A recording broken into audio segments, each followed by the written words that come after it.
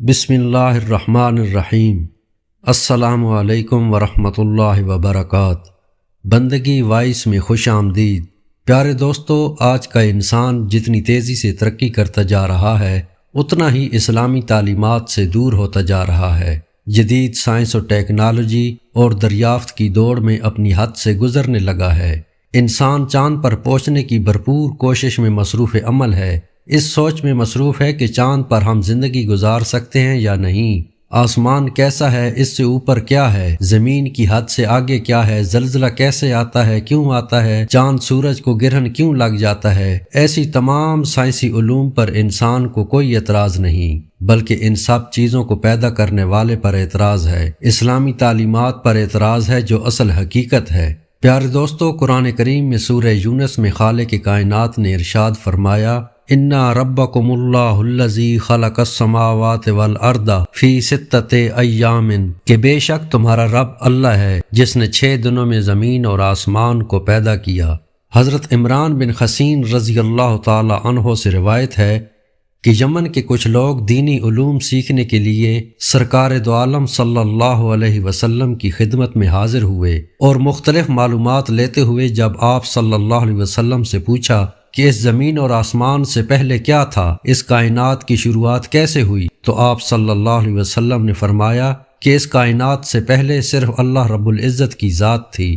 اللہ کا عرش تھا جو پانی پر تھا، پھر اللہ نے کن فرمایا اور زمین و آسمان پیدا ہو گئے، پھر اپنا عرش آسمانوں پر لے گئے اور قلم کو پیدا کیا، پھر قلم کو حکم دیا کہ قیامت تک جو کچھ ہوگا، جیسے بھی حالات و واقعات پیش ہوں گے، مخلوق کے لیے جو بھی مقدر ہوگا وہ سب کچھ لوح محفوظ کی تختی پر لکھ دو۔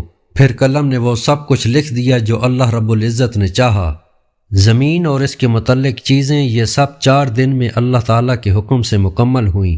2 روز میں زمین بنائی گئی اور 2 روز میں اس کے متعلق ہر قسم کے درخت، میوے، پھل، غلے، حیوانات اور کانیں وغیرہ پیدا فرمائیں۔ زمین اور اس سے متعلق اشیاء کی پیدائش کے بعد اللہ رب العزت نے آسمانوں کی طرف توجہ فرمائی۔ آسمان کے وجود میں آنے سے پہلے سارا خلا دھوئیں کی طرح تھا۔ اس سے اللہ تعالیٰ نے 7 آسمان بنائے، پھر آسمان و زمین کے ملاپ سے کائنات بسائی۔ آسمان سے سورج کی شعائیں آئیں، گرمی پڑی، ہوائیں اٹھی، بارش برسائی، جس کی وجہ سے زمین پر ہر قسم کی چیزیں پیدا ہوئیں۔ جب زمین کو بنا کر پانی کے اوپر رکھا تو زمین ایسے ہلنے لگی جس طرح پانی میں کوئی چیز ڈولتی ہے، تو زمین کی حرکت کو روکنے کے لیے پہاڑوں کو بنا کر اس میں میخیں لگا دیں۔ دوستو، ذرا تصورات کی دنیا میں جائیں اور دیکھیں کہ اگر اللہ رب العزت یہ انتظام نہ فرماتے تو آج اتنی اونچی اونچی بلڈنگیں کیسے کھڑی ہوتی۔ اللہ رب العزت کو اس بات کا پہلے سے ہی علم تھا، اس لیے زمین کو اتنا نرم نہیں بنایا کہ میرے بندے اس پر مکان بنائیں اور وہ کھڑے بھی نہ ہو سکیں، اور اتنا سخت بھی نہیں بنایا کہ اس میں فصل اگانے کے لیے ہل بھی نہ چلا سکیں۔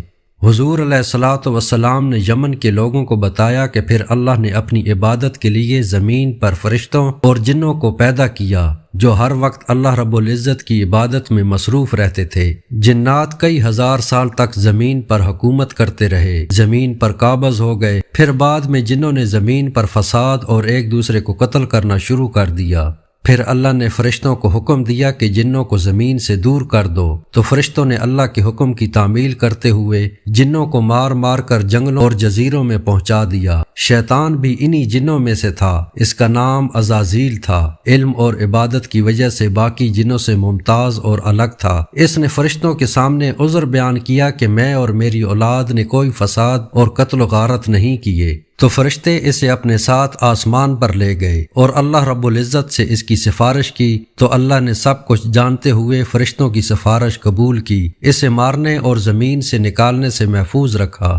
شیطان اس بات سے بہت خوش ہوا کہ میں نے چالاکی اور ہوشیاری سے فرشتوں اور اللہ کا اعتماد حاصل کر لیا، لہٰذا اس نے زمین کی خلافت حاصل کرنے کے لیے اور زیادہ عبادت کرنی شروع کر دی تاکہ زمین پر میری حکومت ہو۔ پھر اللہ نے فرشتوں کی جماعت سے حضرت آدم علیہ السلام کی پیدائش کا ذکر فرمایا۔ جیسا کہ سورۃ بقرہ کی آیت نمبر 30 میں ہے، وَإِذْ قَالَ رَبُّكَ لِلْمَلَائِكَةِ إِنِّي جَاعِلٌ فِي الْأَرْضِ خَلِيفَةً، جب تمہارے رب نے فرشتوں سے کہا کہ میں زمین میں ایک خلیفہ بنانے والا ہوں۔ فرشتوں نے جب یہ سنا تو نہایت عاجزی اور انکساری سے سوال کیا کہ یا الہی، تیری تسبیح اور تقدیس، تیری حمد و ثنا کے لیے ہم فرشتے موجود ہیں، تو پھر اپنا خلیفہ بنانے کی کیا ضرورت ہے جو زمین پر حکومت کرے گا، بدکاری اور فسادات کرے گا؟ تو پروردگار عالم نے فرمایا کہ جو کچھ مجھے معلوم ہے وہ تمہیں نہیں معلوم، اور حضرت جبرائیل علیہ السلام کو حکم دیا کہ روئے زمین سے ہر رنگ کی مٹی، سفید، سرخ، سیاہ، شور و شیریں، نرم و سخت، ہر قسم کی مٹی سے ایک ایک مٹھی بھر کر لے آؤ تاکہ میں ایک مخلوق کو پیدا کروں۔ تو جب حضرت جبرائیل علیہ السلام زمین پر آئے مٹی لینے تو زمین نے پوچھا کہ مٹی کس لیے چاہیے؟ تو حضرت جبرائیل علیہ السلام نے کہا کہ اللہ رب العزت اس مٹی سے ایسی مخلوق کو بنائیں گے جو زمین پر رہے گی اور ان میں نیک اور بد بھی ہوں گے، اس مخلوق کو بنانے کے لیے چاہیے۔ تو زمین نے عرض کی کہ میں ایسی مخلوق کے لیے اپنی مٹی نہیں دے سکتی جو گناہوں اور اللہ کی نافرمانیوں کی وجہ سے جہنم کی آگ میں جلیں گے، پھر مجھے تکلیف ہوگی۔ زمین رونے لگی اور اپنی مٹی دینے سے صاف انکار کر دیا، لہٰذا حضرت جبرائیل علیہ السلام کو ترس آیا اور خالی ہاتھ واپس چلے گئے اور جا کر اللہ کو بتایا کہ اس وجہ سے میں مٹی نہ لا سکا۔ تو پھر اللہ نے حضرت میکائیل علیہ السلام کو بھیجا، وہ بھی اسی طرح واپس چلے گئے۔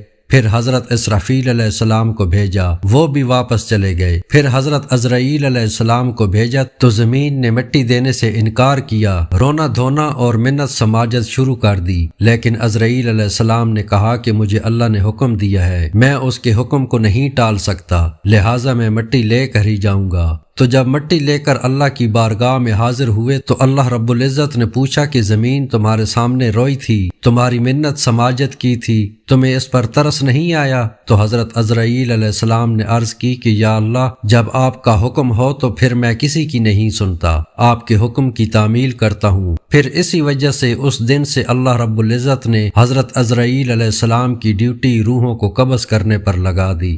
اس کے بعد اللہ رب العزت نے فرشتوں کو حکم دیا کہ اس مٹی کو زمین پر خانہ کعبہ کی جگہ پر رکھ دو۔ پھر 40 دن تک اس مٹی پر بارش برسائی، 39 دن غم کی بارش اور 1 دن خوشی کی بارش۔ اس لیے ہر آدمی رنج و غم اور فکر میں مبتلا رہتا ہے، خوشی بہت کم ہوتی ہے۔ جب مٹی پر بارش برسنے سے گارا بنا تو فرشتوں کو حکم ہوا کہ اب اس گارے کو اٹھا کر وادی نعمان میں رکھ دو جو مکے اور طائف کے رستے میں عرفات سے متصل ہے۔